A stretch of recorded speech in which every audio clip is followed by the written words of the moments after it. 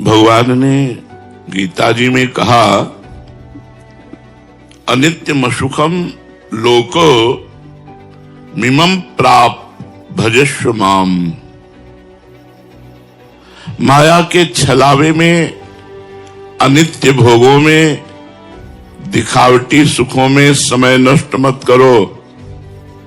भगवान कह रहे हैं प्राप्य भजस्व माम।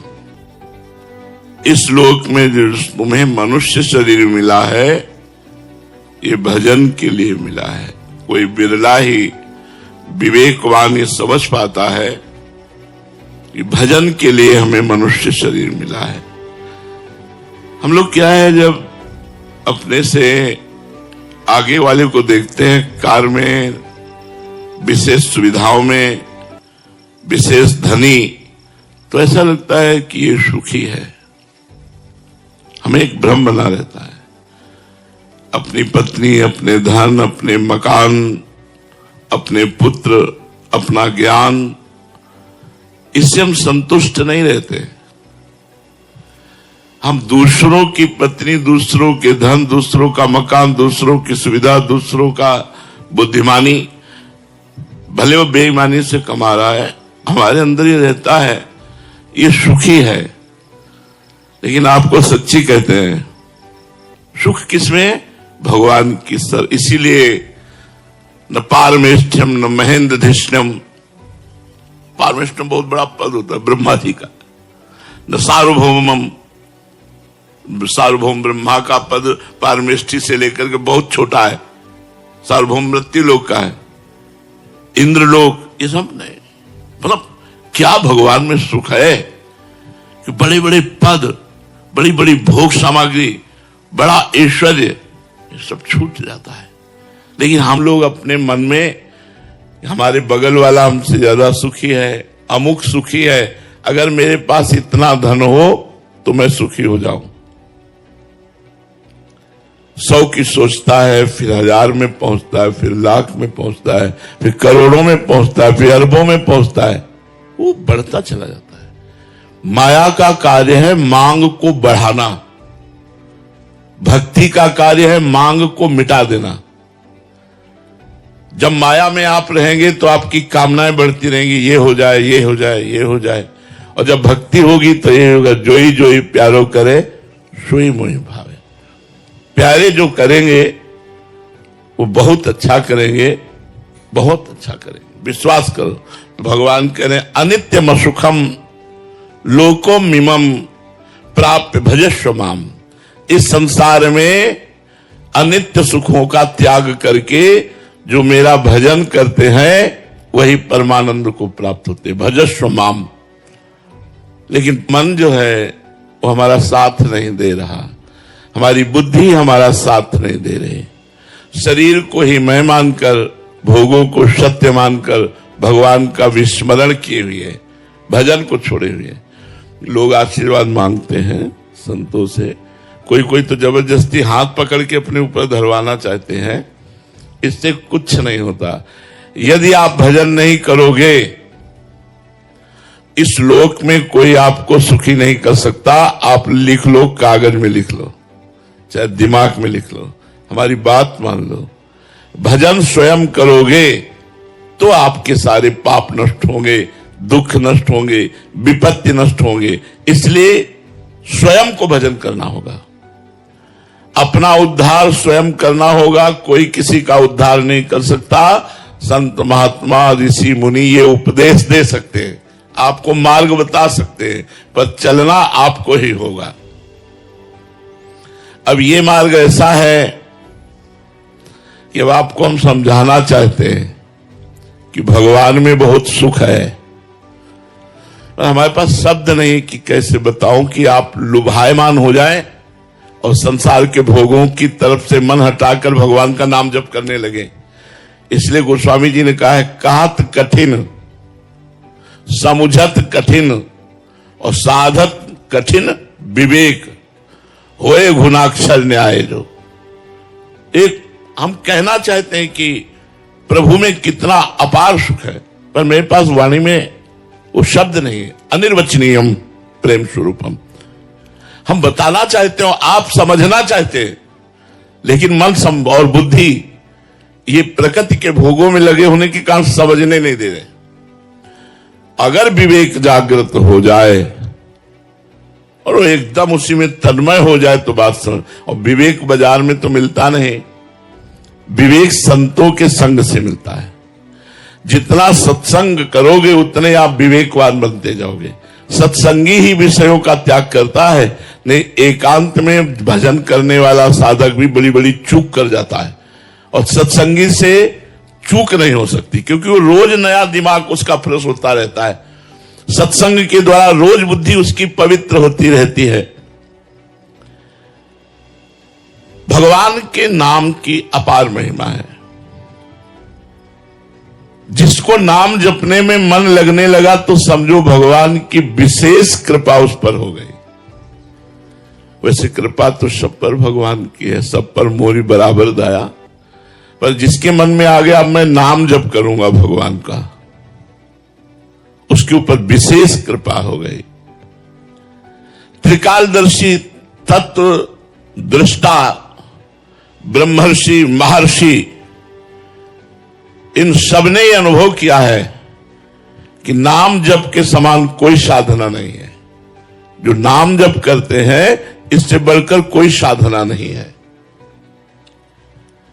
अच्छा, इसमें पवित्र अपवित्र, देश काल नियम ये सब नहीं है। आप जैसे हो वैसे आप राधा राधा उच्चारण कर सकते हो, वैसे राम राम जप सकते हो, वैसे कृष्ण कृष्ण आप जप सकते हो। न देश काल नियमो न शौच निर्णय विद्यते कुत्र चिन्ह राधा नामनि पूरे सुचो। आप जहां बोले राधा तो आप पवित्र हो गए। जैसे गंगा स्नान करने से पवित्र हो जाते नाम, ऐसे नाम उच्चारण करने से भीतर और बाहर अपवित्रा पवित्रोवा सर्वावस्थांग तो पिवाह या स्मृत पुंडरीकाक्षम सवायाभ्यांतरा शुचि। भीतर और बाहर से पवित्र हो गए। पवित्र का मतलब पाप नष्ट हो गए। पाप नष्ट होने का मतलब दुख विपत्ति संकट ये सब नष्ट हो जाएंगे। तुलसी अपने राम को रीज भजो या खींच, उल्टो सूधो जामी है खेत परे को बीज। अगर बीज ऐसे गिर जाए तो भी वो उल्टा भी जग जाएगा, और सीधा गिरे तो भी जग जाएगा। आप उल्टा सीधा जैसे भी बने भाव को भाव न खाल सहु, नाम जो पत मंगल दिशि दसहु। उल्टा जब रहे थे मरा मरा मरा मरा। एक जगह तो दृष्टांत ऐसा मिला कि जिसमें भगवान के शास्त्र नाम में कोई नाम नहीं था और उसे भगवत प्राप्ति हो गई। एक गांव का ग्वारिया, पहले ऐसा होता था जमींदारों की गाय चराते, जमींदारों की चाकरी करते थे, पर छोटे मोटे राजाओं जैसा उनका वैभव होता था। तो गांव में भागवत हुई। हम आपको नाम की महिमा बता रहे हैं। कुछ लोग उधर से निकले और ग्वारिया से कहा, अरे जिंदगी बर्बाद होती जा रही है, भागवत सुनिया। एक दिन गांव में भागवत हो रही तो बोली हमारे गायें, तो किसी दयालु ने कहा 1 घंटा के लिए हम देख लेंगे, तुम 1 घंटा के लिए भागवत सुनियाओ। वो गया और सबसे पीछे बैठ गया। पढ़े लिखे तो कुछ था नहीं। पंडित जी ने कहा जो दीक्षा नहीं लेता उसका जीवन व्यर्थ चला जाता है और नरकगामी होता है। ऐसे आचरण होते हैं। गुरु मंत्र और गुरु दीक्षा लेने से बचाव पक्ष पुष्ट होता है कि एक बार ही नाम मंत्र सही यमराज के रजिस्टर में जब लिख जाता तो भारी पड़ जाता है। और तो उसका मन लगा नहीं, उठा और चल दिया। शाम के भाग के आया और पंडित जी से कहा, पंडित जी आपने कहा था गुरु दीक्षा लिए बिना मनुष्य का जन्म व्यर्थ हो जाता है। तो उसकी हालत देखी, फटे पुराने कपड़े, अपने आप दिखाई देता है। अब वो गरीब आदमी गांव का ग्वारिया, कुछ देने लेने वाला चक्कर तो था नहीं। पंडित जी ने कहा कि कल ले लेना। फिर शाम के आया, कहा कल ले लेना। ऐसे 7 दिन भागवत के पूरे हो गए। 8वें दिन पंडित जी, अब रात्रि में खूब भागवत समाप्त हुई तो दही दूध रबड़ी, जब तो सुबह 4 बजे तड़के शौच जा रहे थे, पहले लेटरिन बाथरूम तो होते नहीं थे, बाहर शौच जा रहे थे। उसने सोचा यही अवसर है पंडित जी से मिलने का, दौड़ के गया और कहा पंडित जी गुरुमंत्र दे दो। अरे बोले पागल है, बोले बिना गुरुमंत्र लिए हम ले जाएंगे। अब सोचा, अब अच्छा कोई भी सभ्य आदमी किसी के सामने शौच कैसे बैठ सकता है, और वो पीछे लग गया। तो उनका धत गपोत चंद कहीं का, धत गपोत चंद। बोले अच्छा गुरुजी, और लौट गए। उसने समझा यही गुरुमंत्र है, गुरुजी ने दिया। अब जमींदार से कहा आज से हम गुरुमंत्र ले लिया, भजन करेंगे, अब आपकी गाय नहीं चराएंगे, आप भोजन देना या ना देना। घर में नहा धो के बैठ गया, बोला धत गपोचंद, धत गपोचंद। देखो भगवान के नाम की महिमा। अब इसमें कोई नाम नहीं भगवान का, रोज नियम से जपना और रोज हृदय से प्रार्थना करना कि प्रभु मैं तो गंवार हूं, मैं नीच हूं, पाप भी हमसे बने, प्रभु हम पर कृपा करो। तो रुक्मिणी नाथ भगवान द्वारिकाधीश जी रुक्मिणी जी से कहा आज एक भक्त के दर्शन करने जाएंगे, उसको आशीर्वाद देंगे। तो रुक्मिणी जी ने कहा कि हमको भी अवसर मिले आपके भक्त के दर्शन का। बोले बड़ा अजीब भक्त है, अब आप देख लो। तो उनका प्रभु आपके साथ ही चलने का मन है। तो भगवत स्वरूप हटाकर एक धनी मानी का पुरुष का रूप भगवान ने और लक्ष्मी जी ने धारण किया। लक्ष्मी जी हैं रुक्मिणी जी, दोनों भगवान तो सर्वांतर्यामी उसके घर के दरवाजे में खड़े हुए। तो रुक्मिणी जी ने कहा पहले हम दर्शन करेंगे भक्त के। तो उनका वैसे हम पहले दर्शन करते तो ठीक रहता, अब आप दर्शन करेंगी तो देख आओ, आप ही दर्शन करे आओ। तो घर में गई तो बिना दरवाजे का मकान, गरीब आदमी, वो लगा हुआ था, आंखों में आंसू चल रहे थे, धत गपोचंद, धत गपोचंद। रुक्मिणी जी ने भगवान के समस्त नामों का ज्ञान रखने वाली, उन्होंने कहा ऐसा नाम तुमने आज तक नहीं सुना। नजदीक गई और कहा किसका नाम जप कर रहा है, ये भगवान का नाम तो है नहीं, किसका नाम जप कर रहा है। तो जब कहा भगवान का नाम नहीं, तो उसको लगा मेरे गुरु जी ने दिया, और ये स्त्री कह रही भगवान का नाम नहीं। तो आंख खोला, कहा तुम्हारे खसम का नाम जप कर रहे हो। किसका जप कर रहे हैं? खसम माने होता पति। रुक्मिणी जी आई, बोले बड़ा ज्ञानी महात्मा है, वो जान गया, हम तो छुपे वेश में गई, लेकिन वो जान गया कि हम आपकी पत्नी है, और उसने कहा कि आपके पति का भजन। लेकिन प्रभु आज तक हमने इतने नाम सुने, ये नाम तो कभी सुना नहीं, तो प्रभु ये आपका नाम कैसे हो सकता है, धत गपोचंद कैसे नाम हो सकता है। भगवान ने कहा इसमें एक लीला है। देखो भगवान कर्तुम अकर्तुम अन्यथा कर्तुम सर्व समर्था सा ईश्वरा, जब कृपा करना है तो सिद्धांत भी पुष्ट कर देते हैं।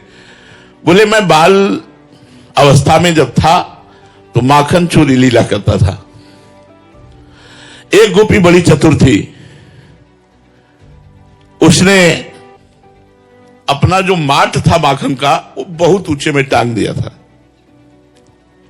हमने सखाओं से पता लगाया तो गोपी घर में नहीं थी, इसीलिए उसने ऊंचे में माट टांग कर निष्फिकिर हो गई थी, जलाद लेने चले। भगवान ने अपने सखाओं की मंडली के साथ प्रवेश किया।